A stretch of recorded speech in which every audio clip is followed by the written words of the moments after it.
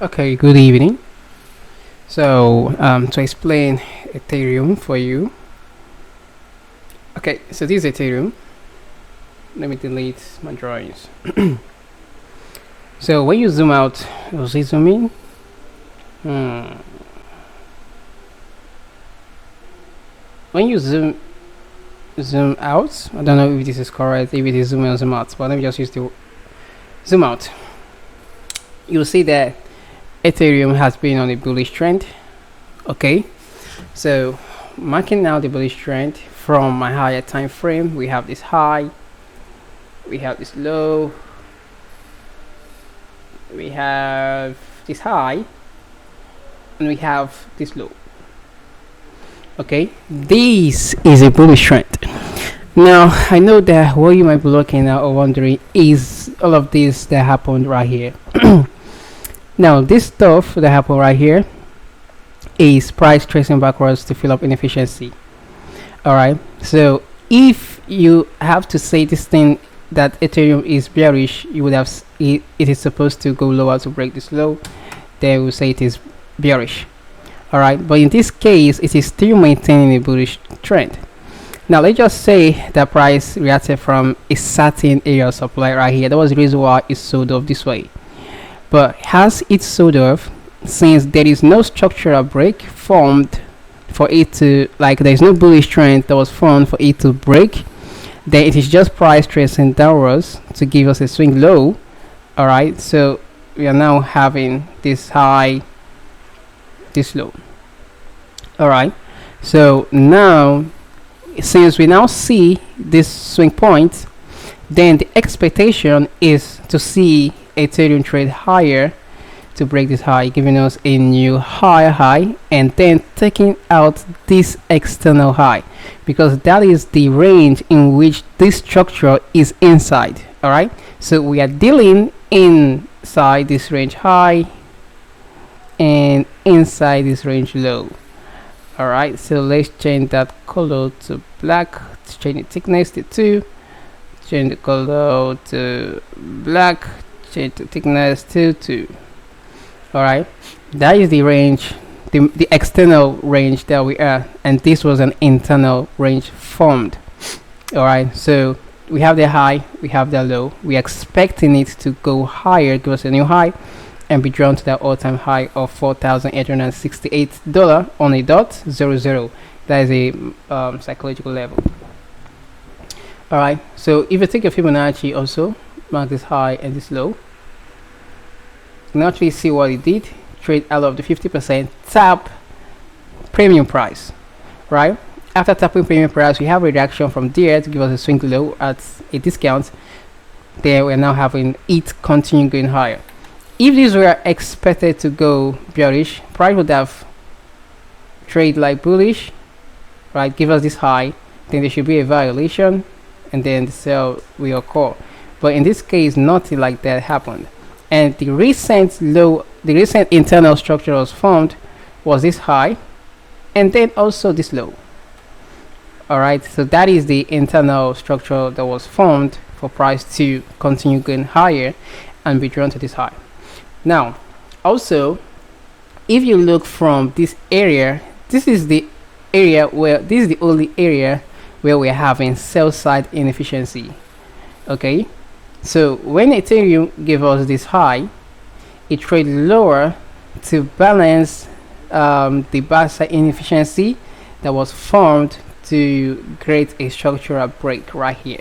So price has now balanced itself, supply and demand is now equal. All right, so we have balanced our buy side inefficiency, and price starts to go higher. Where is it trying to go to? It is trying to be going to, or to go to an area where we have inefficiency, or an area where we have an opposing order block, which is a supply zone. We have this inefficiency, we have this supply zone right here.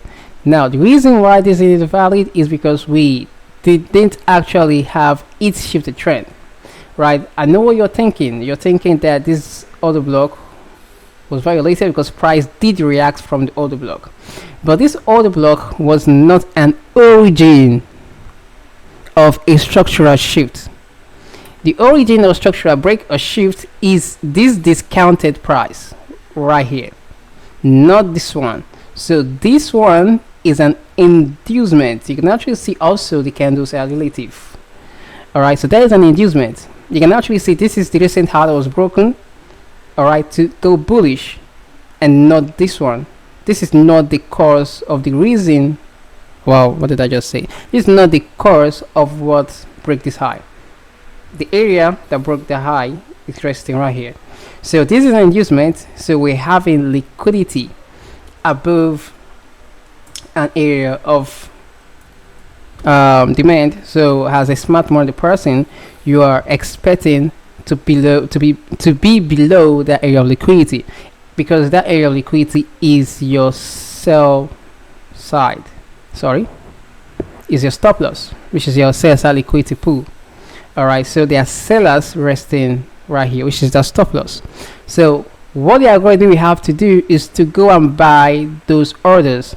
So if you are a smart person, you're looking for an area where you would like to buy. So you'll be looking for sellers for you to buy, right? So that means if you want to buy, you should be below those that are selling, right? So you should be below this sales and liquidity pool. That is the area in which you will buy from, and that is where you see an inefficiency being present, all right, a favorable gap being present, or your order block being present. So in this case, you're buying those stop losses, you're buying those sell orders. Now the algorithm understand this, that we have pending orders of traders who would like to sell right there, which is stop losses. All right, so the algorithm get there, sweep it, right, and then it starts to use that area of liquidity has an area of support and resistance, which is a purge. All right, now we trade higher, filled up this area of sell side inefficiency, and we finally broke this supply zone, which is not a valid one.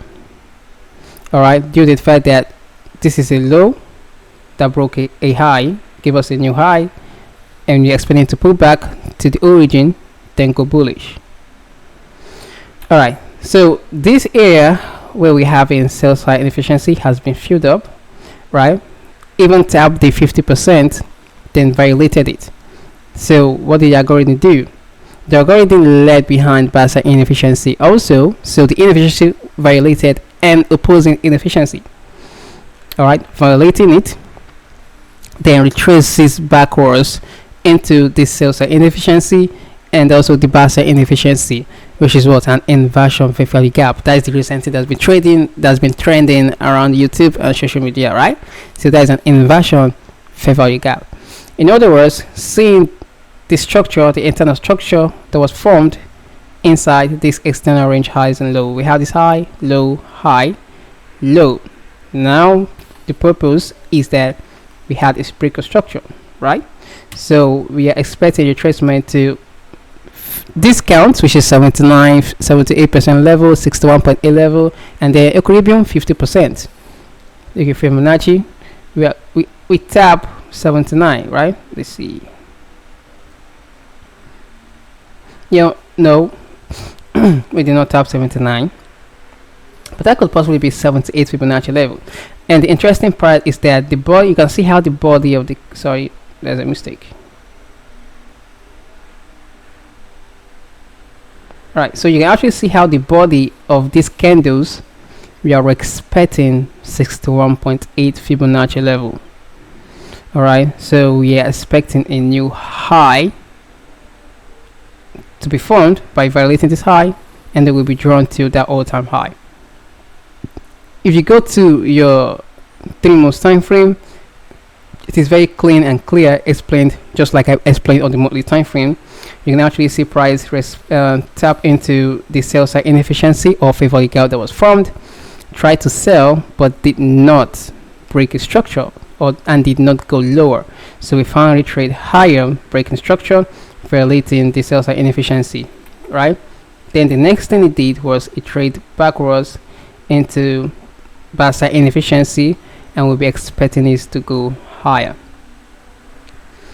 If you check the 6 months time frame, you can actually see trade back quickly to fill up inefficiency, we are expecting it to go bullish. And from the 6-month time frame, we have higher high, higher low, higher high, higher low, expecting a new higher high. The 12-month time frame, the same thing. Weekly time frame, right here on the weekly time frame, price is trying to reaccumulate. All right, so this area of supply, we won't be seeing it being valid because we actually see what happened right here. Price tried to respect it, sold, but nah, is rejecting it. All right, and there was no confirmation to say that it's going to sell from there. All right, right there. All right, because when price was coming to the supply zone, it was not printing a bullish trend.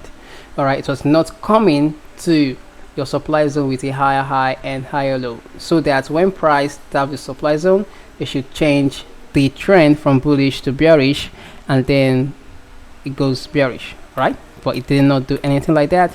What it did was that when it sold lower to our higher time frame POI, you can actually see how it ranged this accumulated price. All right, there is an accumulation of price. We didn't even see any structural break. All right, so when it comes to investing, your higher time frame plays out on a very big role, and it tells you have a very clean directional bias of where the price wants to go to and where the algorithm wants to deliver the price to. All right, then you are waiting to have a confirmation. Right, if I was watching this and I saw it trade lower to a discount, I'm buying. All right, I can't buy at the middle or this point. I'm expecting to trade lower. Give me that swing low and a confirmation at a discount price, and they were buying. All right, be confident enough. So because you know that you saw a value in that particular asset. Okay, so I hope this is well explained. Expecting it to play out. And I share Shiba also to the community. I'm expecting a new higher high, all right, because I didn't see anything for sales right here, but not paying attention to Shiba. The main focus is Ethereum. All right, so that is it. Take care and be safe. Good night. See you next time.